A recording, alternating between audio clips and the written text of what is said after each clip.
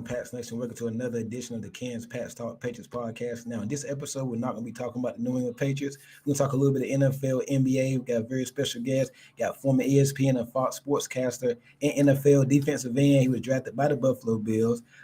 He's a current podcaster of the Hydration Situation podcast and the On the Rocks podcast. We got Marcellus Wiley joining the show. What's going on with you, bro?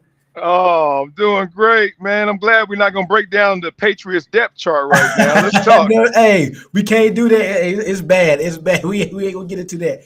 Real quickly, man. NBA Finals. What's your reaction on the NBA Finals? The Pacers Thunder. Were you shocked by the outcome of that series? A lot of people thought the Pacers were going to win. How did you feel about it?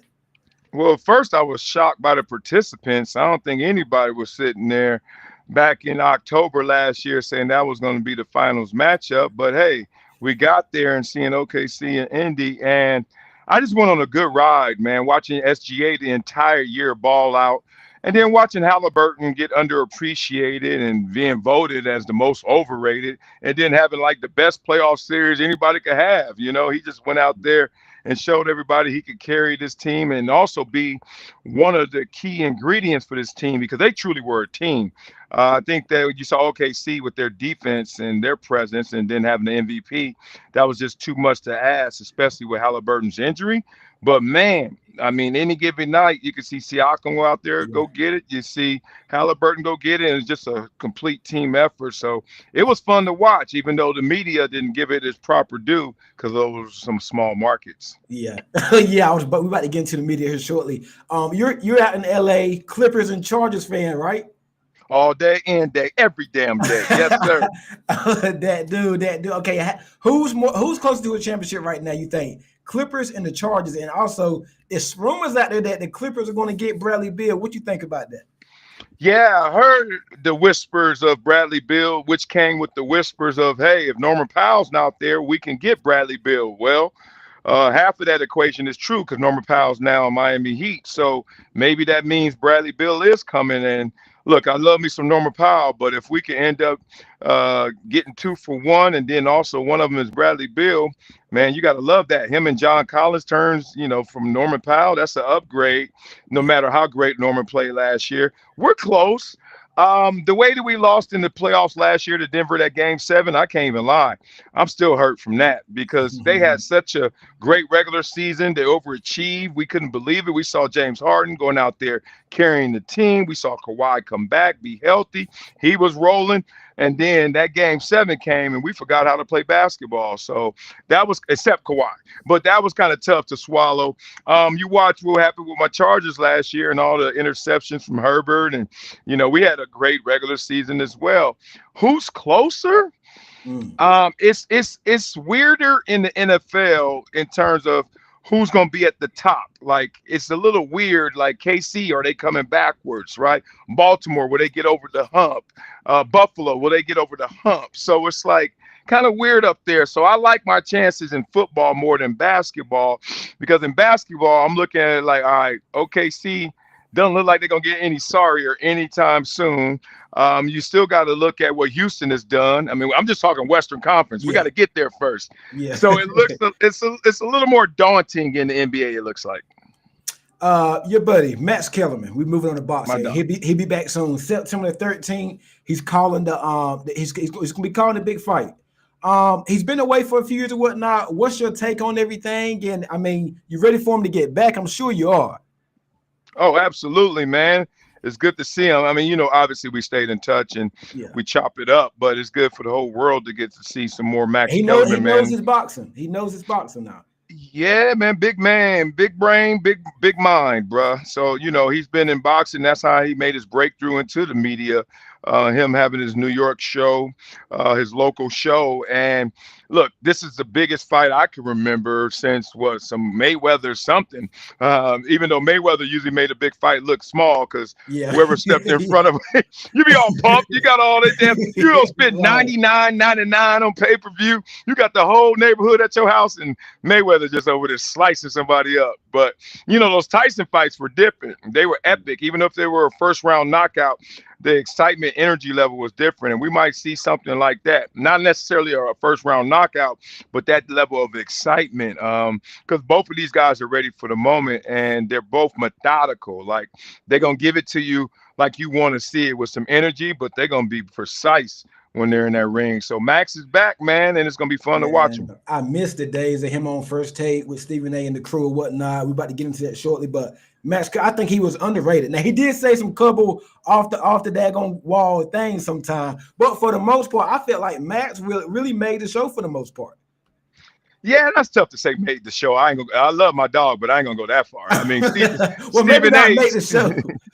Stephen A. with his antics and his energy and just, hey, the way he delivers it, I think is what really makes that show, as he inherited it from Skip Bayless. And Skip Bayless had a formula of, breaking it down and being the anti and just going at guys. So they all got their different ways, but Max was nuanced. And if you like nuance, see, I like nuance more than extreme and hyperbole. It seems like most of America likes hyperbole, so that's why Stephen A. wins. But Max was very nuanced. He was taking you deeper into the textbook and more to the front of the class than the back of the class. So that was his strong suit. Speaking of Stephen A., I know y'all had y'all a little back and forth in the past few weeks. New media. Do you feel new media is here to stay, or do you feel like some of these, the big time networks, the ESPN, the Fox, some of those are kind of going away, and do you feel like new media is starting to come on, swoop on in and take over a little bit? I think it's going to be a balancing act, man. I respect traditional media, whatever you want to call it, old media, because I was a part of that. And now I'm a part of new media. Yep. There is a disruption to traditional media, linear cable, because the only thing that's really destination is a sporting event. Other than that, like, more and more people are cutting the cord. More and more people are not being told, hey, at 10 a.m. I need to watch First Take or whatever. Right. Like, dog, I'm not doing that. I'm on demand. And I think you gotta, it's the disruption, the evolution, but also post-COVID. Like, once we realize, oh, we can dictate terms and I can watch it when I want to watch it, how I want to watch it on my phone, in traffic, whatever it may be, cats ain't doing it the same. So I just think you got to grow and evolve like everything. You just got to adapt to the new horizons. And right now, these youngsters, these streamers, podcasts, that's what people consume. And it's just fun to be a part of it. You could do both. If you want to do one, do one. But whatever you do it your best and kill it. I like that, man. Two more before we let you go. Super Bowl prediction. What's your Super Bowl prediction? I know it's early. I mean, the season ain't started yet, but how you feeling right now about the Super Bowl? Man, how I'm feeling about Super Bowl, like, I got so many interests. Like, obviously, I'm a Charger fan. I'm a Buffalo Bills fan. The teams I played for, Cowboys and Jaguars, I think the Bills got the best chance to get in there. I'm really rooting for them, not only to get there, but don't sleep on Dallas this year. Not get to the Super Bowl, but I think they're gonna be better than what people think. I like the George Pickens signing. Yeah, real talk. Yeah, that was good for them, man. And, as long as he keeps his head on straight and realizes how much money he has on the line, let's go. I just want Buffalo to win one, man. You go back to the Jim Kelly, Bruce Smith, Andre Reed, Thurman Thomas days. Still, them boys still didn't get one. And now they're so close and they're so talented. I wish they get one. But a Super Bowl prediction, if I had to say, it's going to be Buffalo. I can't say that because the only team I root for that I didn't play for is the Baltimore Ravens. I love them dudes. So Baltimore, Buffalo, let's go Baltimore. Damn it. Baltimore, and then Baltimore, Dallas, or Buffalo, Dallas. It's too early. I can't even call it yet. Real quick, how you feel about my Patriots? We ain't got to spend a lot of time on it, but you threw in a little slick comment there at the beginning. How you feel about my Patriots? Well, it's not much to feel, so that's two slick comments. I couldn't beat them on the field, so it's my time to start talking trash like I did something against the Patriots. Okay. But look, you got your quarterback, and you know that, and Drake May, so that's fun to watch. Yeah, I like May. I like May a lot. You got to get some stability in the coaching staff and around them. So we'll see what happens now with my boy Vrabel, who I came out in the 97 draft. That's my guy. We came out the same year, respective Vrabel. You got to get stability around them. So I think if they forget about the Patriot culture and the Patriot way, and then reestablish who they are, get their own identity, and start to build around Drake May and this new head coach, you can do something, because that division is Buffalo's to lose, but the Jets are trying to figure it out. New coach, new situation, new quarterback. And then you got to look at Miami, all that talent, but are they going to materialize it? We'll see. So it's a wide open opportunity to still make the playoffs. Win that division, I don't see that happening, but trying to make the playoffs second, third. They bring in Stephon. He's had a solid draft. So let's see what happened to Marcel. Before we let you go, man, I do appreciate it. How you host 2 podcasts? You got Hydration Situation, and I think On the Rocks. I watched your last episode last night. I think you were talking about Draymond Green. What are the 2 really about, the Hydration Situation and On the Rocks? Because I was kind of confused by a little, but I've been watching both of them. Yeah, it's not that confusing if you watch them, but one of them is just me. And then one of them is just me and my boys. That's okay. Okay. Got you. Yeah. So hydration situation is simple, man. I saw that sports and media was starting to come into a civil war. It was a clash of the Titans, the athletes versus the media, the beat writer. And the media has the microphone, and back then, especially, the media had the say and the last say. So I got kind of tired of that, and I said, let me just not only cover the athletes like the media does, but let me cover the media like they should be covered, because a lot of them are doing it the wrong way. They're slanted. They got their own likabilities and people they love and people they hate, and they take it out on how they cover it. So it's a great format because I use their words against them, or I use their words for them.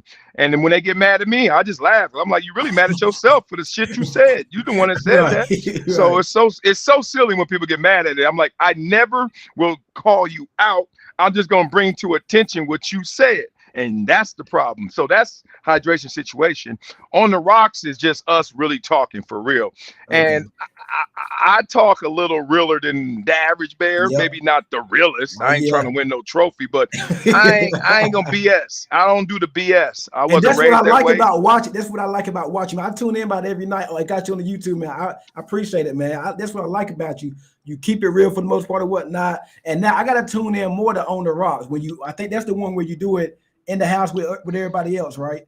Yeah, it's a group setting, man. We just chilling, and like life comes at us. We're gonna tell you how life looks like and what we feel about it. So it's a good dynamic to have those 2 different setups.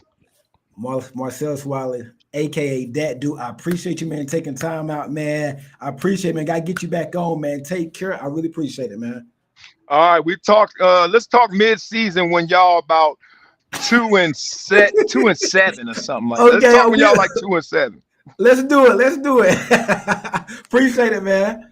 All right, love, big dog. Keep it going, kid. All right, brother. Take care. Peace.